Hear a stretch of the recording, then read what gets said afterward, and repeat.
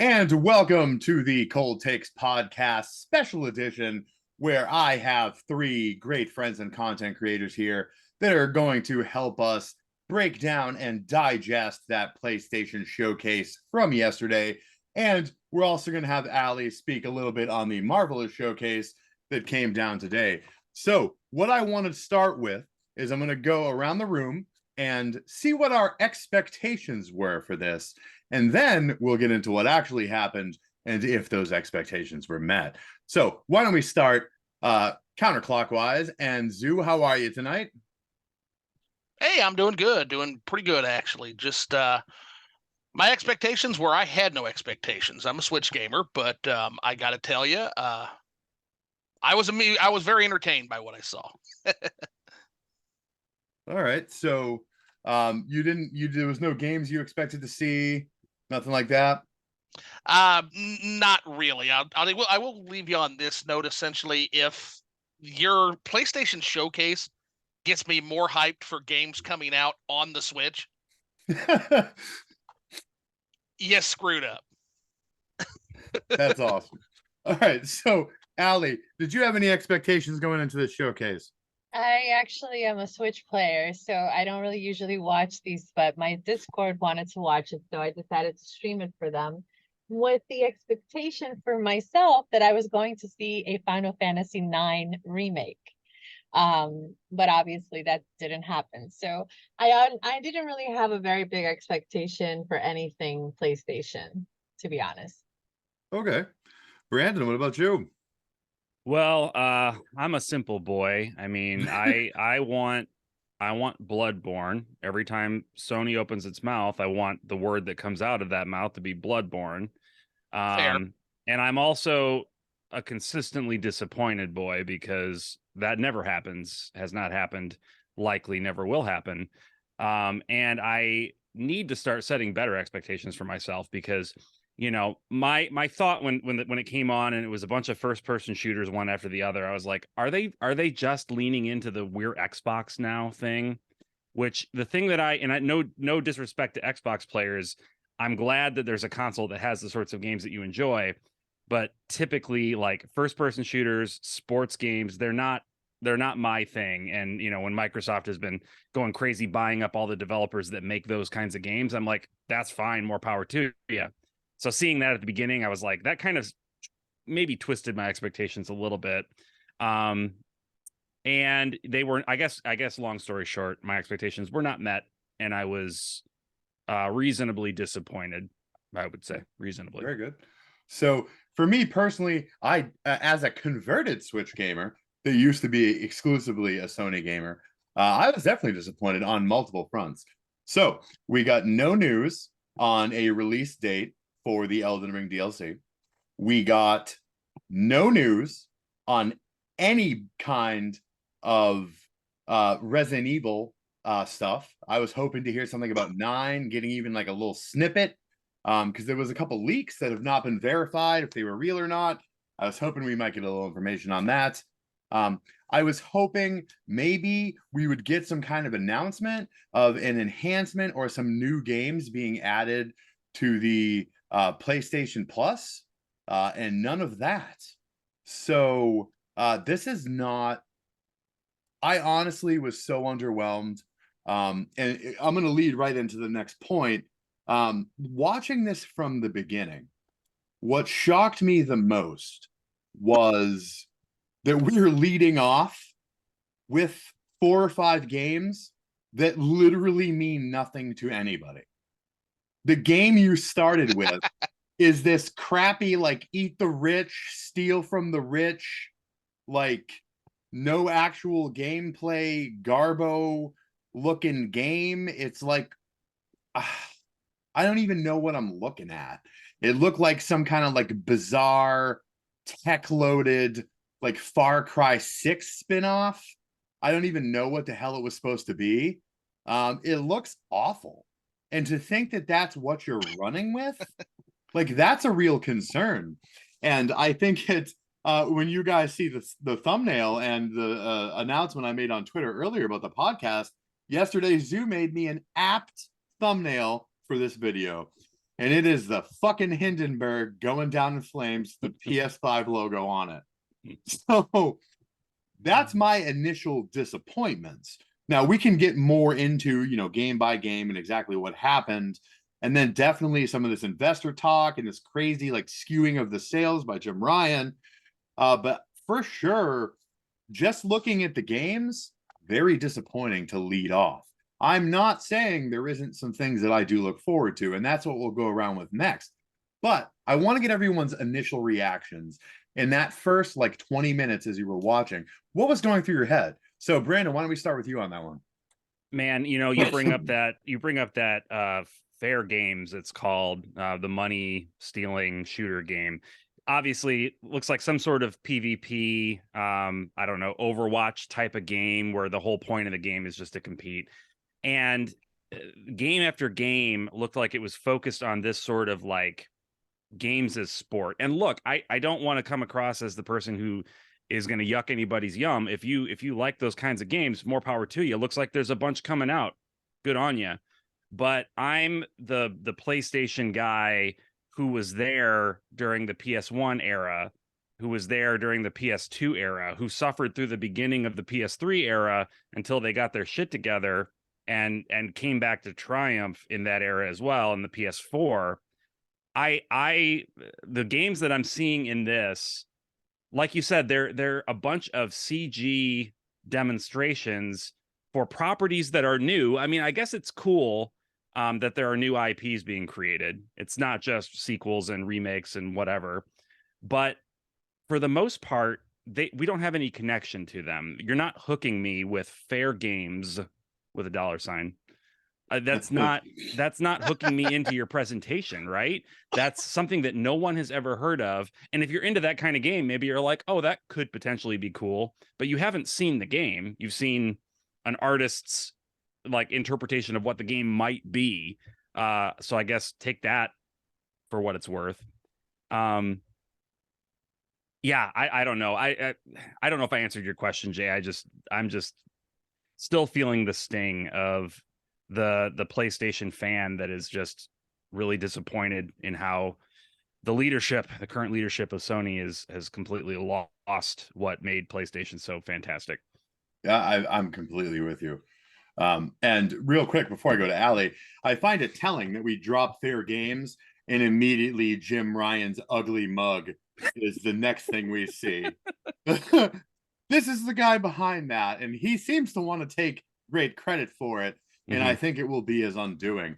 Alie, what do you think about he doesn't realize that he is the PlayStation's Don Matrick. All right. Yeah. Everybody hated Don Matrick. Comparison. So Alie, what are your impressions of that first like 15 minutes?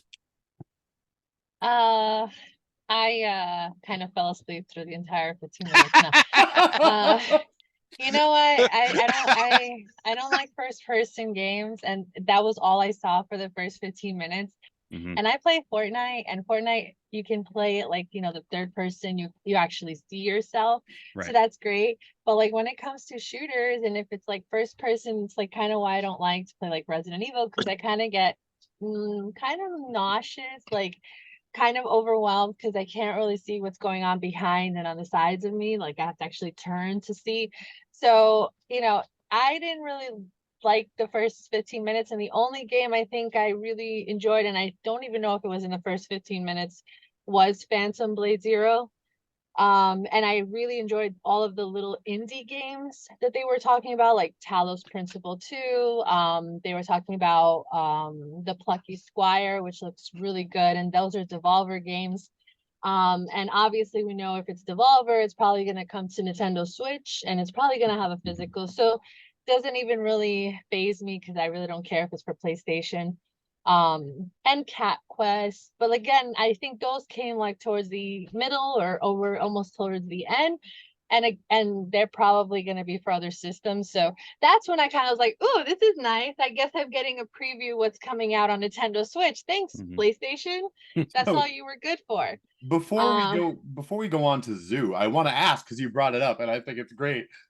How many of us actually fell asleep at any point during this? Because I absolutely did. Yeah, I mean, Well, I can't claim I fell asleep because I was juggling a couple of meetings going on during that Huh. time period, and that's one of the things I'm going to touch on is the length of that fucking thing. But in I'm Yeah, sure, go ahead. I'm sure your usually meetings were more entertaining than That's what I- PlayStation. that's what I was going to say. Typically, when I'm doing my game stuff, it's when I want to be distracted from the stuff that's not interesting me. A lot of the things that I'm being told and reported on are things that are essentially on automatic pilot. A lot of them they don't really need me for anything. But when I'm literally paying rapt attention to the going-ons and the financial reports and the statements, you've got a bad problem. So I guess that's a good place to start is when I watch something like this. Now I'm going to come at this in kind of the opposite angle of Brandon. Brandon seems like he's a brand fan, which he seems like he likes the PlayStation. And so he's looking for something to keep that momentum going. I come at this from a person who never owned a single PlayStation product ever, with the exception of a PlayStation 3 at one point for Demon and Dark Souls. What I do is I looked at it and I said, okay, when I look at this thing, what I want to know is what the hell are they going to tell me that makes me want to buy this box? A video game console, at the end of the day, is a box you buy to get to video games. That's what it is. So what the hell did they have to offer? So looking at my notes here this is the first 15 minutes, so I'll keep it at that here. We've got Fair Games, which I said live service trash, F, next. Helldivers 2, live service trash, F, next. Immortals of Aveum, I said looks interesting and it has a single player and I like the vibe, but it's not exclusive to Sony, and this is going to be a pattern.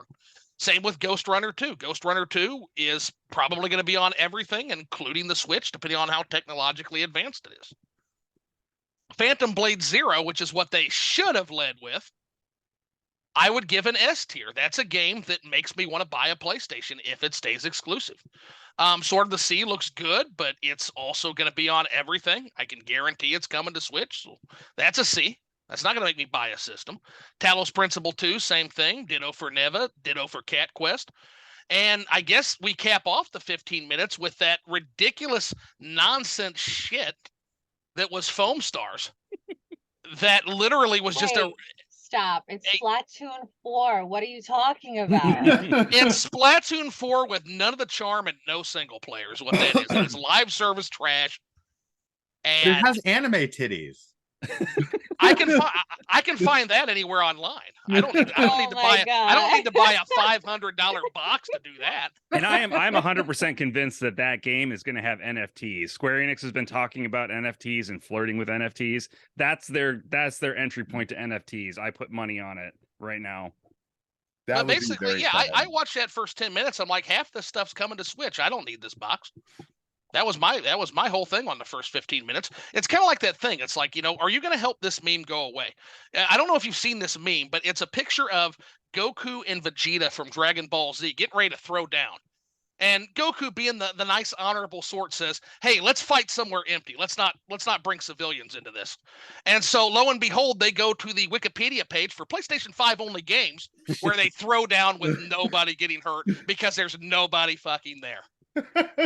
And Yeah. my question as a potential customer is, what the fuck are you going to show me that erases that idea in my head and gives me something besides Astro's Playroom? And the answer apparently was one game, and that's Hey, I not liked good enough. Astro's Playroom for the 5 minutes I played it. Yeah.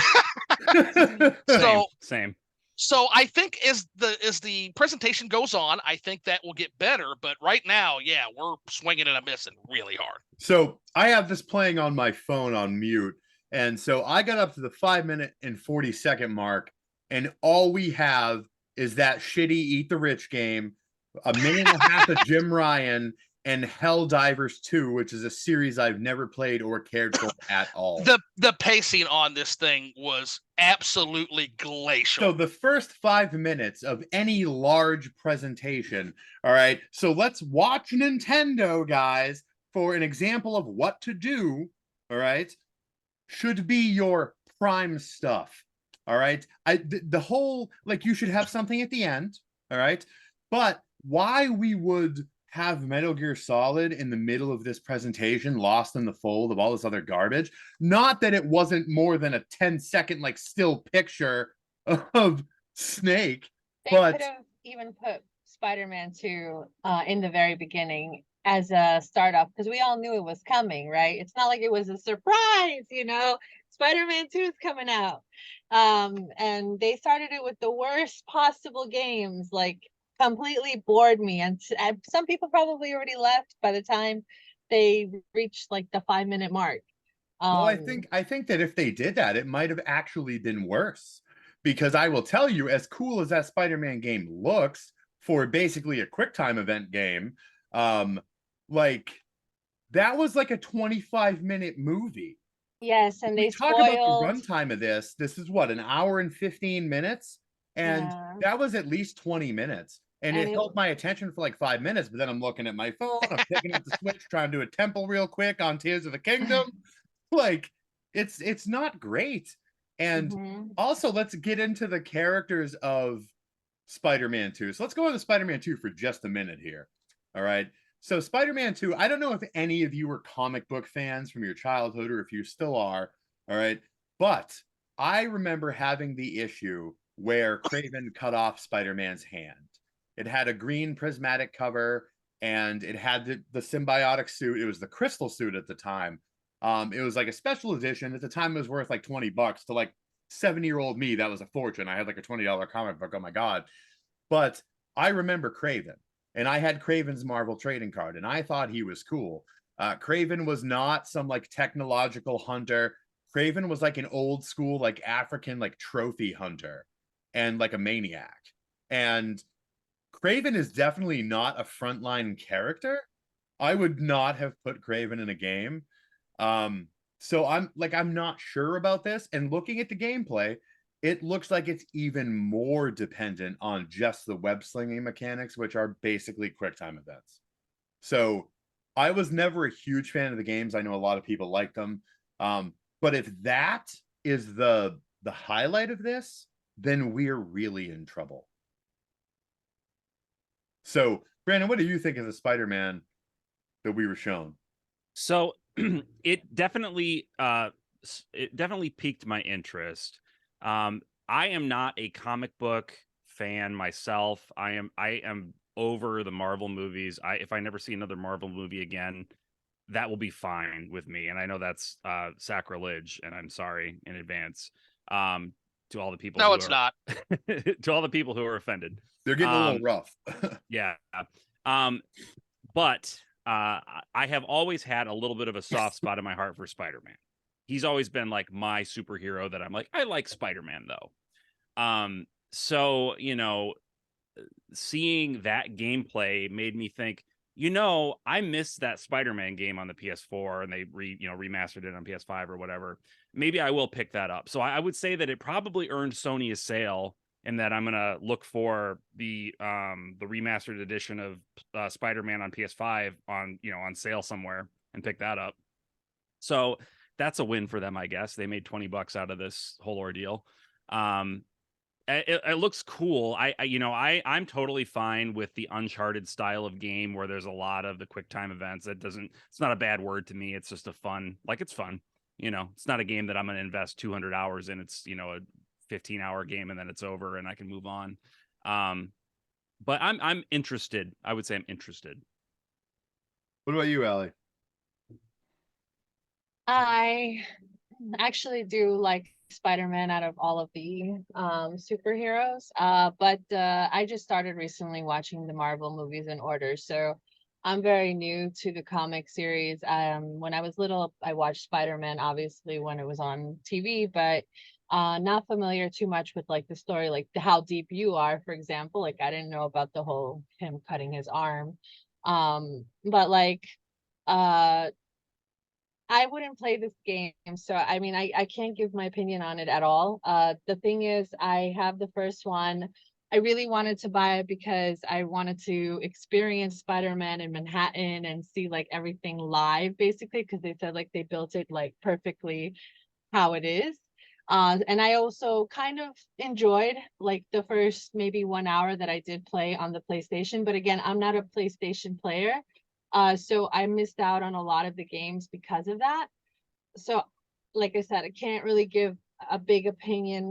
The only thing I could say is that for someone like me, for example, who's never touched Spider-Man or doesn't really know a lot of the story, to have to see almost 20 minutes of spoilers was kind of not my style. And you know how I am with spoilers, Jay. So yeah, like I had to kind of blank out like the first 3 seconds. I was like, oh, Spider-Man 2 coming out, great. And then I like kind of closed my eyes because I didn't realize they were showing like the whole story already of like the game. So that kind of disappoints me. I hate it when they start showing like 20 minutes of a game reveal because it's like, what's the point of buying the game then? I might as well just watch someone play it. But that's it. That's all I have to say about that.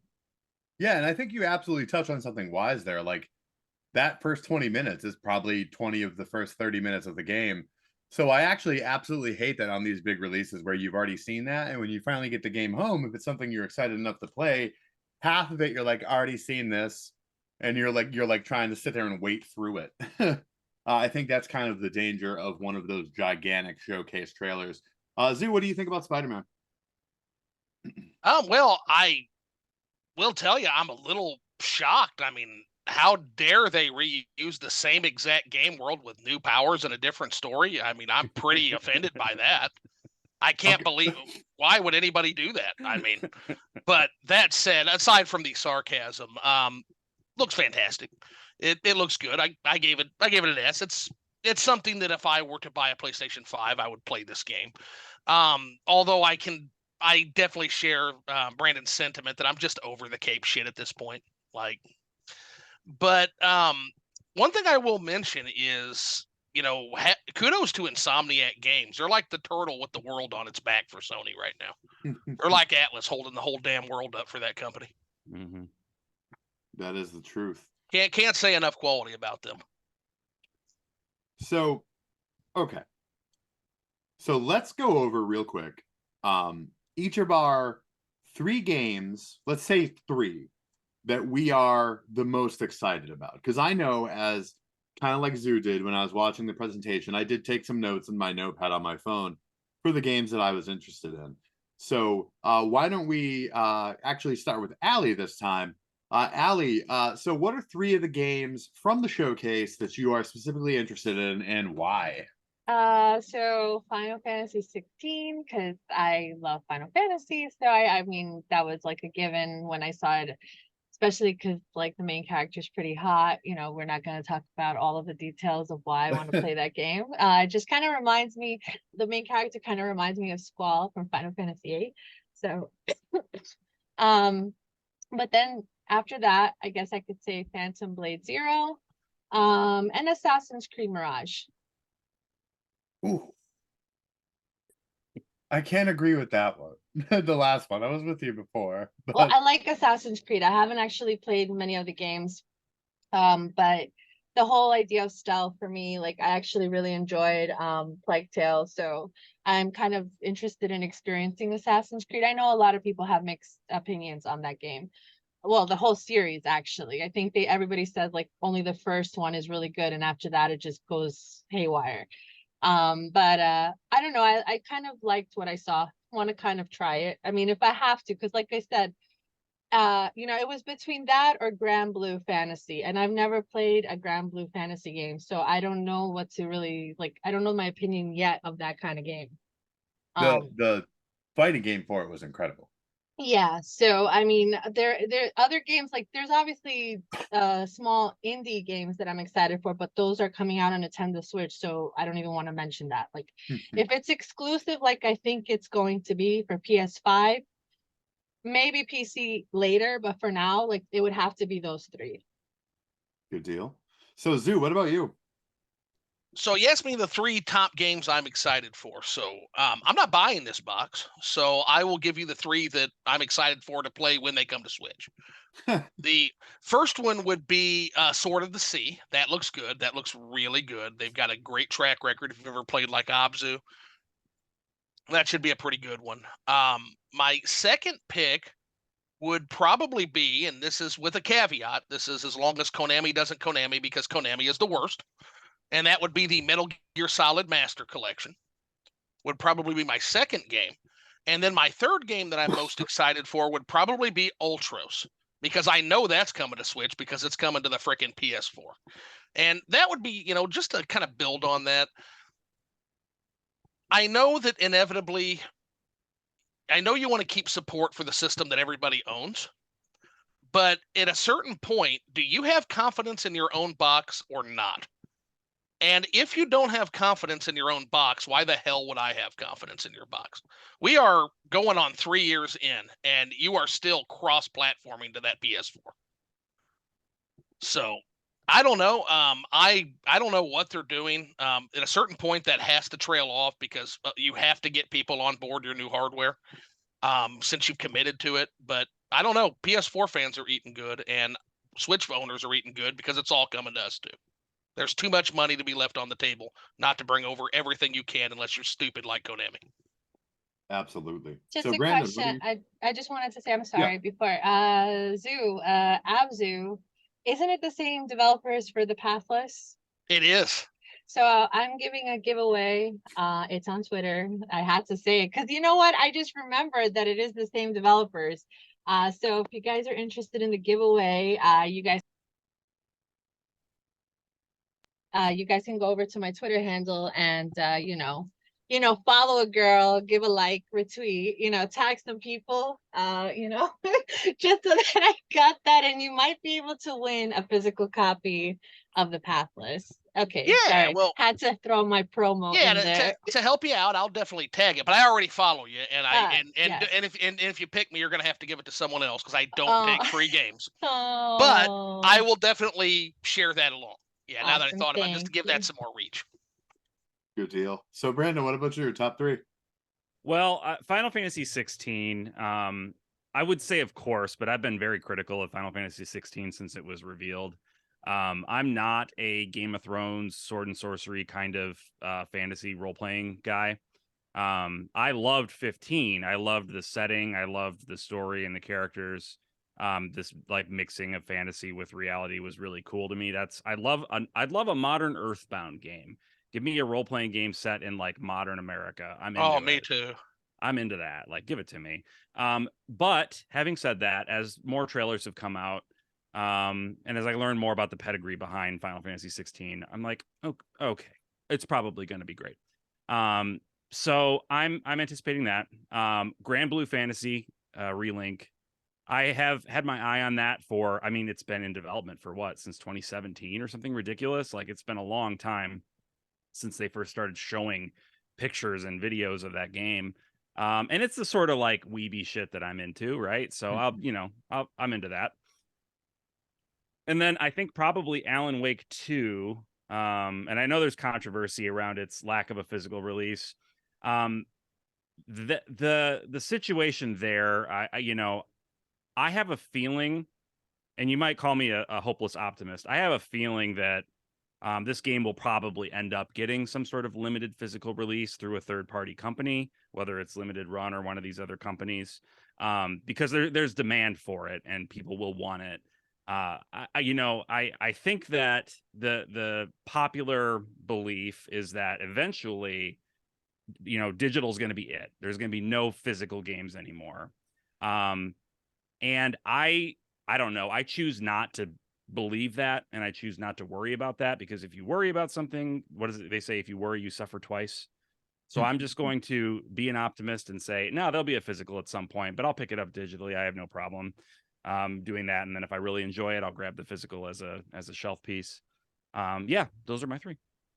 So for me, Phantom Blade Zero looks incredible. Definitely has the feel of like a Sekiro or a Wolong Fallen Dynasty. So I'm definitely interested in that. And then Dragon's Dogma 2 looks pretty good. I'm curious about that. And then the other one that I'm kind of optimistic for is Teardown. So it's looks like a voxel, like open world. Oh, right. Like yeah. almost like Grand Theft Auto. Like Minecraft action, meets Grand Theft Auto. Yeah. like Miami Vice and like Minecraft. like we'll give it a try. Yeah, I that know, looked I know interesting. Zoo probably thinks that's like garbage, but like, we played Minecraft a lot as a family, and it's not something I play anymore, but I did play a lot with my wife and with my son when he was younger. So I think that might be kind of interesting to take a look at. We'll have to see. There wasn't a lot of gameplay for it. But I remember when I was watching it, I was like, is this Minecraft or like Lego Miami Vice? Like, this looks crazy. Well, and on the contrary, Jay, like Minecraft was the gaming phenomenon of our age. Anything that's taking a key from Minecraft, be it this or Legend of Zelda Tears of the Kingdom, like it's nothing to sneeze at. If you can gather that audience, and if you can get the social media phenomenon that happened as a result of Minecraft, and you can even emulate a fraction of that, that game will be a world beater. Mm-hmm. Minecraft, it's the Tetris of its age. It's nothing to sneeze at. And funny how it's always a game about blocks, whether it's Mario Brothers, whether it's Tetris, whether it's Minecraft. There is something in our psyche that wants to break bricks. That is the truth. All right, so we're getting close to break time here. We're going to go to break real quick, and when we come back, we're going to talk about some of their strange accessory announcements. We're going to talk a little bit about the PlayStation VR and its ungodly price, and then we're going to talk about what Jim Ryan and Sony have to say about Nintendo sales performance. We will be right back with our special guests.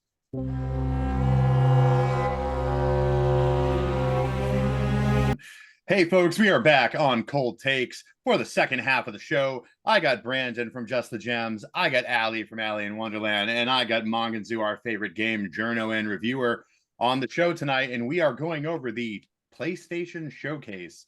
We covered a lot of the game stuff and kind of the missteps in the first half. So let's start with something positive. Kind of positive. I want to go around the room and see how you guys felt about some of the indie titles they announced. So, Zoo, what did you think? Yeah, it was cool seeing the Silly Squires game, I think it's called, finally getting a little bit more on that. That game's been on everybody's radar for a long time. Ultros looks phenomenal. I know Allie's got to be really pumped for that. Being a fan of Metroidvanias has It's to not be. coming to Switch though, but I'm hoping that'll change. But For it is now, coming for to oh, PC. it's coming to Switch. Oh yeah? It's Is gonna that- be I think it will. Yeah. it's gonna be just like Ghost Song. It's coming. Well then in that case, I'm excited. You're right. Yeah, I'm very excited for that. Same with Sea of Surf or Sword of Surf or whatever that was. I don't know the game's name, but it looks good. A lot of good indie titles, and just the way indie games have taken off in this industry. It's really where all of the creative energy is right now. Indie games are a big part of why I'm even back in this hobby, to be honest with you. If you didn't have games like Hollow Knight and Celeste and The Messenger, I don't know if I would be as fanatical of a Switch collector as I am. Good deal. So, Alie, what do you think? I mean, I'm an indie dev supporter and I prefer indie games over AAA titles. So when it comes to, yes, like the showcase, obviously, excited for a lot of the Devolver games that are coming out, like Talos Principle 2 is looking really good, the Plucky Squire. So like I mentioned those two. But I'm also really excited for is it Neva? Yeah.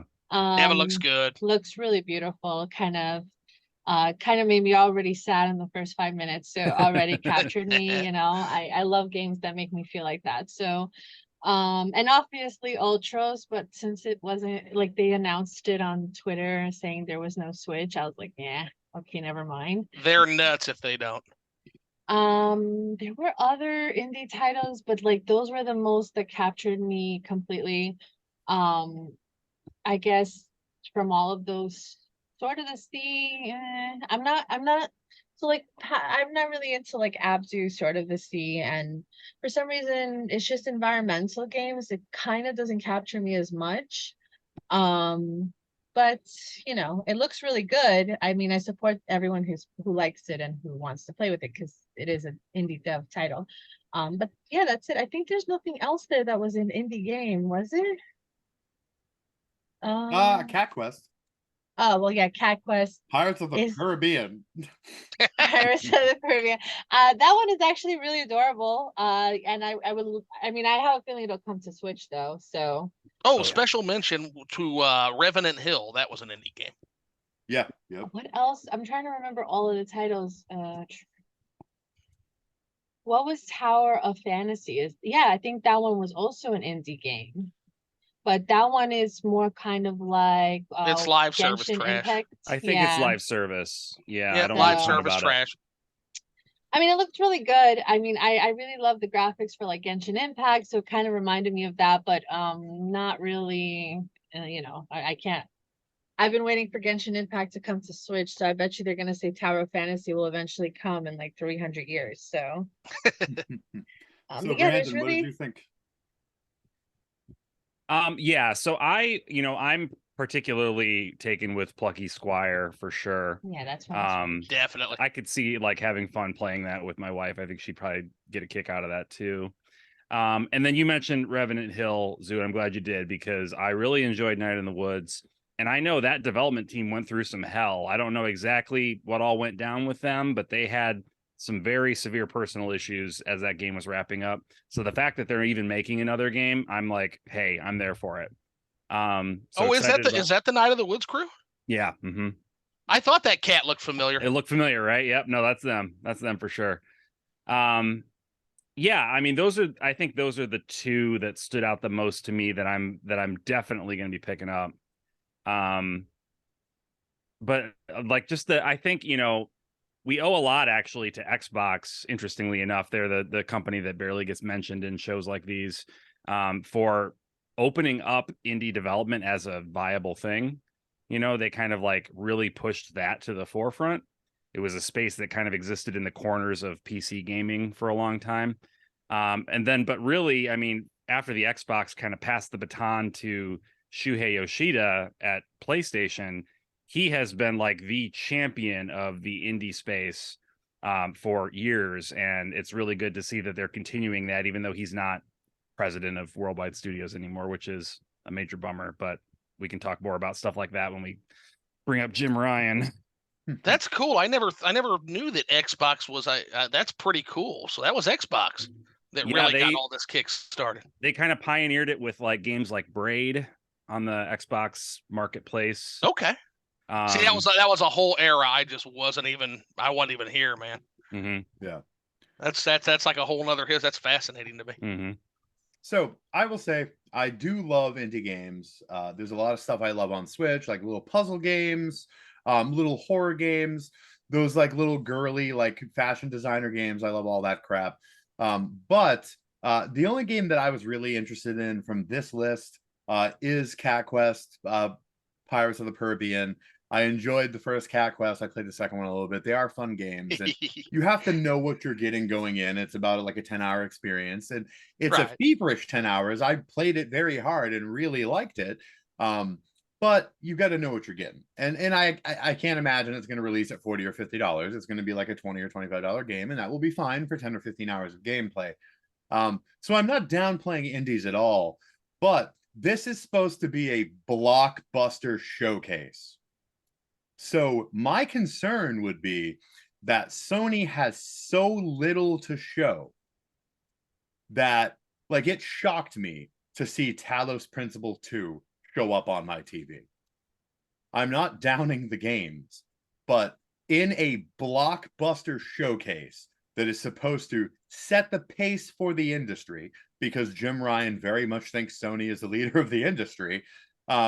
When we're showcasing Cat Quest Pirates of the Caribbean in our ultimate showcase, that's a concern.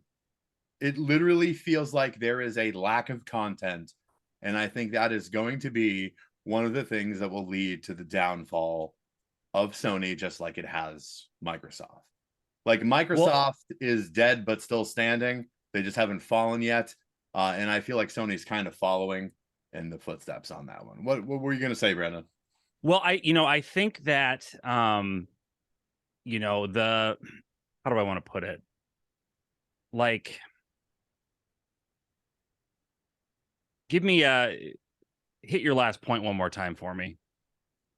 My point is that in such a big showcase, Mm-hmm. the fact that we would so prominently display indie games for me is a concern.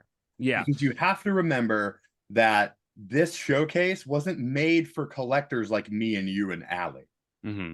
that are going to consume mass amounts of stuff anyways. This is aimed at the general public. Right.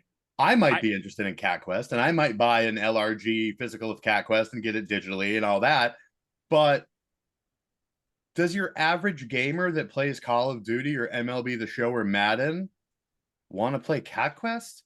And again, I understand that none of us are that type of gamer, but from a strict marketing standpoint, this is supposed to be a advertisement to the masses. This is not for us. Here's what I would say to that, and thanks for refreshing my memory. I've had a few of these blue moons, and I'm not as sharp as I might otherwise Absolutely. be. But you know, I think the fact that Sony hasn't done a showcase in so long, I wasn't shocked when I heard that this was going to be over an hour, that they would do indies in there too. I think, you know, if they did the Nintendo model where they do a direct every quarter and it's 30, 35, maybe 40 minutes of content, and they do, you know, separate indie showcases, if they were as forthcoming with the public as Nintendo was, then I would feel similarly that like you're stuffing indies in here. So it didn't bother me to see indies in the same place. I think they maybe should have been, you know, separated a little bit more clearly. Here's the indie showcase portion of our, I mean, and maybe they kind of did that. They did it with the VR. They showcased the VR games all together. I think that was smart. But I think the real problem isn't so much that they're putting them all together. It's that they do so few of these things that expectations are getting set so high that, you know, they're not going to satisfy anybody. And they definitely didn't satisfy very many people with what they did show. Because like you said, the fact that it was an hour long after 3 years of nothing, like they haven't done one of these things in years, right? So after all that time, the fact that they needed to put a whole bunch of indie games in there to boost up the runtime, if nothing else, like that's crazy to me. And that's not the Sony that I knew. It's like a different company now, and it's very strange. That's a little bit of the point that I'm getting at. Like it almost seemed like filler. And I'm not saying it's filler with no value to it. But when we talk about the runtime, it kind of leads into my next point that we're going to go around the room with. If you subtract Jim Ryan's face, the PlayStation VR 2, fucking earbuds, and ridiculous couch portable, toilet portable handheld gaming, your runtime is 40 minutes. So let's get into first the PlayStation VR 2. Now, I talked about this a little bit on a podcast months ago with a Red Viking, because he's someone that was an early adopter and excited for it. And I thought he was crazy for it. All the power to you, though. We can buy what we like. But for me, a peripheral that, what's it going for? $599? $550, I think. Yeah. Something that costs more than the goddamn system you're going to use it on. And I am a person that had the PlayStation VR. Do not get me wrong. I'm not one of those people that doesn't own it, shouldn't have an opinion on it. Nope. Had the PlayStation VR. I was a huge collector of the games because a lot of them had very limited releases and actually attained some pretty good value, especially the horror and children's games, because they had very limited releases. And I had a small child at the time. So I loved the VR. All right. I didn't use it a ton. It was mainly for my son, but I did collect for it. Right. And it was fun. And I did use it a few times. But looking at the PlayStation VR 2, I literally could look away from all of that because I would never, ever, ever buy that. I would rather cut off my damn fingers than buy that. It is obscene. It's a joke that it's even included in this. And it's a joke in a society where we're struggling with such a recession and people are struggling to keep their homes and manage their personal finances and to avoid evictions, that you're selling a $550 peripheral. That is obscene. That is the pinnacle of just obscenity. And that's what I have to say on the VR. We'll go to Brandon. What do you say about the VR? I'm going to hard disagree with you. Not on the moral stance of people need to be taken care of and they shouldn't be evicted from their homes and they should have food to eat. I'm not disagreeing with you there, but I'll hard disagree with you. I think there's a lot of really, really awesome looking stuff on the VR 2. I don't have one yet, but good news, everyone. I just got accepted into a market study, like a consumer market study that pays essentially the amount of the PlayStation VR 2. So there's my PSVR 2 is I participate in this 3-hour-long market study on a Tuesday night, and I get a PlayStation VR 2 out of it. So we're going to call that my personal win. But yeah, I have the PSVR 1. I have the Oculus Quest. I really enjoy playing in VR. My wife and I have gotten a ton of fun. Definitely worth. We bought 2 quests so we could each play, like, even just table tennis together or whatever, golf, mini golf. We've had so much fun with it over the years that I'm very into VR. And from what I've heard, I haven't experienced PSVR 2 myself yet. I've heard it's very good. Like, the fidelity is fantastic. The technology in there is cutting edge as far as like foveated, I forget what it's called, foveated rendering or something. It's complicated, but like I said, I'm a little too tipsy to even go into it. But it looks fantastic to me. So I'm very much on board with the PSVR. You say cutting edge technology, but a quarter of them ship out with a right-hand controller that doesn't register. I have not heard that. That's absolutely out there. A couple of our mutuals on Twitter have actually had to return them. I mean, you're talking about factory. You're talking about a factory defect. You're not talking about an error in technology. So, I mean, that happens. I just bought 2 boom arms from Logitech, and they were both broken straight from the factory. So, that shit happens. I'm not, but I'm very much into the PSVR 2 for sure. Good deal. And to each his own. I would never question. And you have a very good way to pay for it, so that works out. I mean, I'm not buying it otherwise, to be honest. Alie, what do you think about the VR?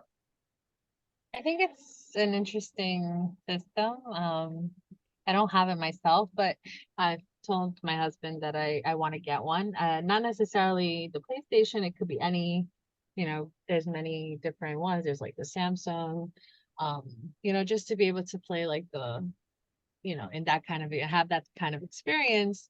I don't personally, I've never really even tried it, so I don't even know. I think it's just really overpriced to even put that money in. Mhm. I'd rather invest it in like maybe getting that PlayStation 5 I don't have. Yeah.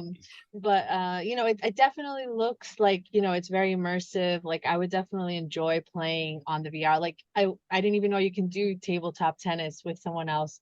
Like, I would do that, like, for sure, Mm-hmm. but I can't, like, I feel like the price point is it's just too much for me. Like, I would much rather buy like the physical games for like the Switch that can get me a bunch of games instead of the VR. Right. So, you're getting like 11 games for the cost of the headset. And that for me is worthwhile because that's what I do. And I would say, Alie, like, and anybody listening, if you haven't tried VR, I would highly recommend getting a good, borrowing one from somebody or finding a way to try it out for like an hour or so, and make sure that you can do it, because some people just get sick. And you don't want to find out that you're one of those folks that just gets sick from it after you just dropped $600 on it. So that's my recommendation, is try it out before you buy it. Yeah, that would probably be smart. I mean, like, I remember back in the days, like GameStop and Best Buy used to have like this corner in the store where they would allow you to actually like sit down and try their systems. I wish they still did that. They don't do that anymore. Yeah. And that would have been great because you could try out the VR. But I've had like the VR, I guess it's not really, is it a VR? Like, it was when Samsung first came out, there was a deal where you get the phone and you get this VR system. The gear, yeah. The gear, yes, that's what it was. And I tried it out, like, and I do get a little bit dizzy. So, I mean, I guess depending on the game, but I was crazy and I wanted to try roller coaster on it. So that's probably why. And it really works. It really works. I still was scared. But I would definitely love to play like a game, like not necessarily Resident Evil. I'm not crazy to that point. I don't know how people can handle playing an immersive game of zombies. I'd have a heart attack. But like, I would love to like play, I don't know, like a fantasy kind of like exploration, building, crafting thing. Like, that would be amazing to just be able to like escape into that kind of world for a little bit. So I mean, eventually one day maybe I will get something like the VR, hopefully in the future. Cool. Zoo, please tell me you agree with me. Absolutely. This is not a mass market product. This is a product that is whale hunting, and there is some merit to that. You mentioned evictions and a recession and things of that nature, and all that is happening, and we're going to be moving into harder economic times as this goes on. This is not sustainable, what we're doing. So it's going to get worse, but as it gets worse, wealth is going to continue to concentrate at the more upper echelons. And as that happens, those are the only people that are going to have the money. So you could see inevitably a shift change if things get dystopian enough. But my whole thing with the VR too, and with any of VR, this is the obsession with the games industry. They're overshooting the market. It's the obsession that will not die, from the Virtual Boy to the 3DS to the Labo to VR to Oculus Rift. Every time I've ever walked in a room and seen somebody with that stupid looking headset on and their wife looking down in shame as I feel awkward in the room with this person, you look ridiculous. It's not a mass market product, but as things move on and economic conditions worsen, it could be a very nice Trojan horse for whale hunting when they're the only ones left with the money. But I have no interest in it. It hurts my head. I played a little bit of Beat Saber. But again, I'm open to the possibility that as a boomer mentality person, I'm missing something. I will also say one thing we didn't mention is that you're paying so much for this peripheral for the console that, unlike the Quest, has no functionality outside of the PlayStation 5. You cannot use any online content with it. You can't watch movies or anything with it through other services. It is just the PlayStation 5. Sure, and it's the peripheral conundrum too. So this isn't just exclusive to VR. This is everything from the giant bazooka that I reviewed back in the day for SNES Hub, all the way through to the 32X Sega CD. It's the peripheral conundrum. What the peripheral conundrum is, without customers, nobody will make games for that specific peripheral, because why would you make games for 10% of a system's user base when you can make a game that appeals to 100% of that system's user base? So without the customers, you don't get games. But without the games to sell the customer, again, it's a box you buy to get to video games. Without the good games, you can't attract customers. So it's a conundrum that just about every peripheral that's ever been launched goes into. You pretty much have to bundle it with the system, a la the Wii, in order for that kind of a thing to be successful. If you separate it even by a couple of years, it's always going to be a niche product that is for those whales. Yeah, absolutely. All right, so we're going to go to Alie on this one first. Alie, what do you think about the earbuds and the PlayStation Q toilet gaming handheld? Well, actually, you're gonna hate me. I'm kind of not, like, I think that convinced me to get the PlayStation 5, because I'm a handheld player, and that's a way that I can actually, play some of the games that are exclusive to the PlayStation 5, from my bed. And that's exactly what I wanted. Like, I understand, I support physical only, but for this, what the system does, it works for me, because like I want to play Final Fantasy 16, and from what I heard, like it wouldn't be good on the Steam Deck, for example, because it's just such a powerful game. But maybe it'll be really good for cloud gaming with that, really funky looking system. Like, I'm not convinced, because it looks like somebody just cut off half of a controller and pasted a screen on it. But like, I'm okay with, like, I'm okay with what it is, like what the purpose of it is. And it actually convinced me that maybe I do want to get the PlayStation 5 because of it, because that will get me to play some of those games. Like, I do miss out on some really good titles. I can't, like, I haven't played Dawn Horizon, and I know it's on Steam right now, but like, maybe I want to play it on the PlayStation, like when it first comes out, not wait like a whole year later for it to come out on a different system, so I'm okay with it. I don't like the design, but the idea is really good. I think that this is what's going to get me to get the PlayStation 5. So what do you think about fancy, like, haptic feedback, freaking like brain invading earbuds? Are you going to pay $100 for a pair of earbuds? I didn't see the earbuds. They showed that on the showcase. I must have zoned out. I didn't understand. Is that for the handheld system?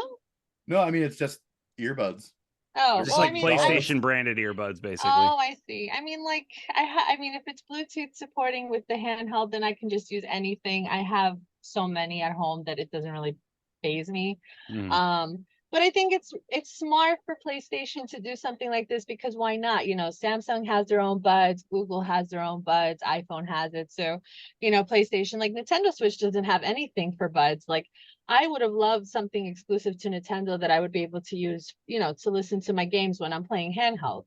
But it doesn't have it. And sometimes when I connect it to my Bluetooth, for example, it often disconnects because it's not official from the, you know, the Nintendo Switch. So, I mean, what PlayStation is doing, I think that it's a smart move. Do they look great? I haven't seen them. I need to like Google this right now. Wait, hold on. While you guys talk, I'm Googling. All right, so Zoo, what do you think about these little terrible peripherals? Well, we got to remember that Sony is an electronics company. They're an electronics giant. Although they're mainly known and they're most profitable with their PlayStation brand. So it makes a lot of sense to do a Buds technology to compete with some of the other higher end functioning earbuds out there. My only issue with it is this other thing that's going on. Project Q, Project Quick. Well, I don't know what Q stands for. I don't know. Yeah, quick run. We got their money, I guess. But because my big problem with that is that again, I'm a physical gamer. So if you're going to try to sell me on cloud gaming or digital gaming, now I'm sure it works with a disc. I'm sure you can pop a disc in if you have a PS5 disc, but if it's really going to depend on the price, whether that succeeds or fail, irregardless of what I think about. I'm looking at this from a businessman Yeah, I perspective. agree. Like if it's If it has $1,000. if it's 150 plus, stick a fork in it. It's Vita TV. But if they can get it to a price point around that $99 price point, I could see this I could see an attach rate with this. I could. There's no way it will be $99. Then Yeah, it's I gonna doubt then it then it too. will fail. I Then it will would fail. predict $199 will be the price. Yes, I was gonna say If it's something like that. $199, it's dead in the water. I don't think so. I think that that's a really good price point, but if they go anywhere higher than that and try to like up the Steam Deck, then no, it's not gonna work, because there's no way, unless you can emulate, which we know is not gonna happen with someone, you know, like Sony. There is really nothing. Like, why would I then go for that? I'd rather just buy a Steam Deck or the new system. What is it called? That just came out on, or is it still on pre-order? What is the name of the system? Yeah, it's the new one. It's like it's the Steam Deck, except It's the Steam it Deck. has better output Yes. and its battery melts away twice as fast. Oh, wonderful. Exactly. So there's the other option you guys have. But All these fucking Switch clones. but like you know, Zoo, when you said like you're a physical collector, like I am too, but once they did come out with the Steam Deck and like this idea of like the handheld cloud gaming, not that I'm easing into it, because I will hate it if they ever stop physical gaming. But I feel like it's accessible to people like me who are handheld gamers, and you know, we don't have the ability to like lay in our bed and play. Like now I'm able Right. to play all my PC library like in the comfort of my couch. So now imagine I'll be able to play all PlayStation 5 exclusives in the like it works for me just because of that, you Absolutely. know. And But yeah, like you absolutely. said, if it's like a price point that's exaggerated at like 600 up, no way. Like if it's in a VR Oculus, no, I'm not buying it. I think that gamers are largely a captured audience. I think they'll go wherever they're drugged by the industry. The industry will grab them by the ear and they'll go wherever the industry drags them. But I'm too damn old for digital gaming. If the moment it happens, I'm a retro gamer. I've said that from the beginning of that hostile consumer product known as the Xbone launch. The moment they successfully do that, I'm out. I'm donesy. I'm out for good. But the good news is there's enough physical games to last me and all of us for 100 lifetimes. There's a lot of fantastic games I've never 100%. played before. So Yep. I don't think they have a problem. I don't think it's going to be the end of the industry. I think most gamers are captured. I think most gamers will be onboarded into a digital future. I will not be. And that's okay. That's a decision everybody's got to make. Stand your ground. No harm, no foul. Brandon, what did you think about our lovely little peripherals here? So, so I already own some very expensive earbuds. I'm not going to be purchasing any PlayStation earbuds. I'm not an audiophile anyway. I have no problem with them existing. They look weird to me, but that's fine. Whatever. The Q actually works for me in a really significant way. My PlayStation 5 is in my basement, and if I want to play it, I'm down in my basement. But if I want to hang out with my wife, I want to be upstairs, I need something like the Switch, where I can take the Switch, I can bring it upstairs. I've got well, actually 3 docks, but I've got 2 docks plugged in, so I can, you know, plop my dock in the TV upstairs, or I can play it handheld. Having something where I can play the parts of the games on the PlayStation 5 that I don't need to be in front of the TV for grinding or any of these sorts of things that I'm not giving 100% of my focus to. I really like having a handheld option for that. So if this is in my mind, this is a $149 product. Will it come out for $149? Probably not. It'll probably be $199. I will still buy it at $199, but it's a $149 product, and it should be treated that way. It's not for everybody. It doesn't solve a need that very many people have. So it's weird to me that Sony is making a handheld that only streams. My ideal situation for a new Sony handheld would be one like the Vita with its own software that also streams from your PlayStation 5 if you want it to, like the Vita did for the PlayStation 4. That makes a ton of sense to me. A device that only streams from the PlayStation 5 has a much, much smaller user base, and that user base is me and Alie, and that's pretty much it. So it's not. I am scratching my head at that move, like I am with a lot of Jim Ryan's decisions. But you know, they got me this time. I will get it, but it's not for everybody. Okay. Agreed. All right, so we're up against time here. So 1 minute for each of you. We're going to start with Zoo. What do you think about PlayStation pontificating on Nintendo sales? And what do you think about the future of Sony in gaming?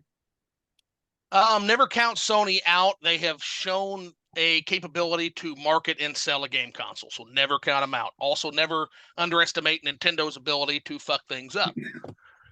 Now, in terms of Lion Crying Jim Ryan and his material misrepresentation of his competition and Sony's numbers with made up, pulled out of his ass metrics, I'm going to look at this again from a very analytical business perspective. So as an investor or as a person sitting on that board in that meeting, how and what macroeconomic adjustments went into this made up metric?